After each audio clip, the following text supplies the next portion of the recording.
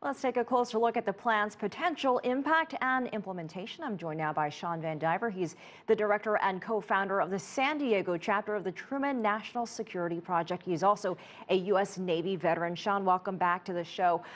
What will happen to transgender military members who are currently serving?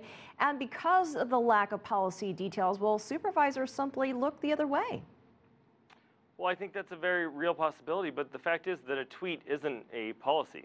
Until the president signs an executive order or makes an actual policy change, I hope that nothing will happen to these folks, but I'll tell you what, they must be very scared. They must be worried. This is probably what they were worried about when they initially changed this. There were a lot of folks that didn't want to come out, didn't want to stand out and proud, and that's not what America is about. All of our service members should be able to be their true, authentic self and serve in the best manner that they can. So we're waiting to see what happens, but really it's only been a year since former President Barack Obama enacted his policy allowing transgender members to serve openly. So has really anything changed since then? So I'd say no. I mean, we've seen for about the past 13 months that trans service members have been serving out and proud.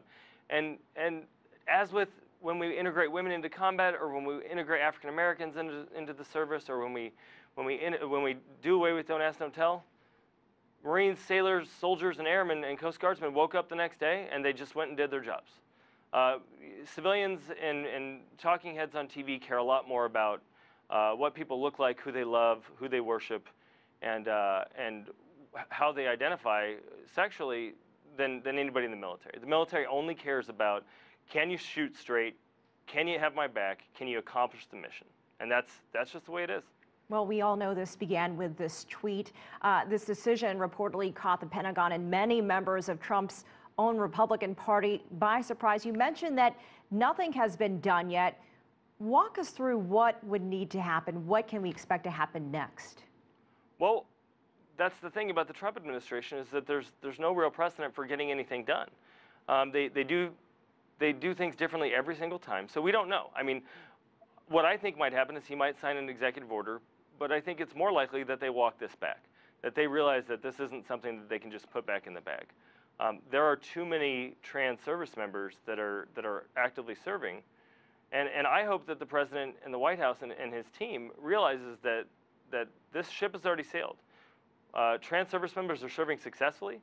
And Congressman Duncan Hunter yesterday said that he agreed with the president, and that because he says that this will help restore a warrior culture.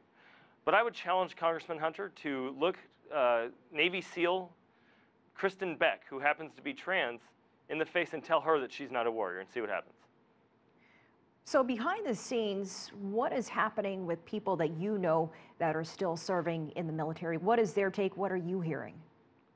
Well, they're kind of holding fast, right? They're depending on us to get out there and fight the fight, because when you're in the service, you don't get to really have an opinion. You don't get to really get out there and fight for yourself.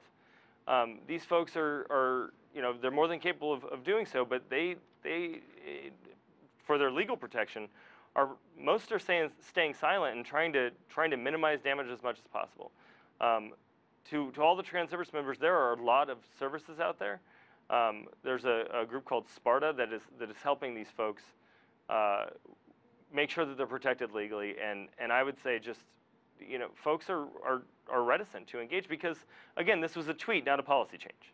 All right, Shawn VanDiver in San Diego, thank you for your insight.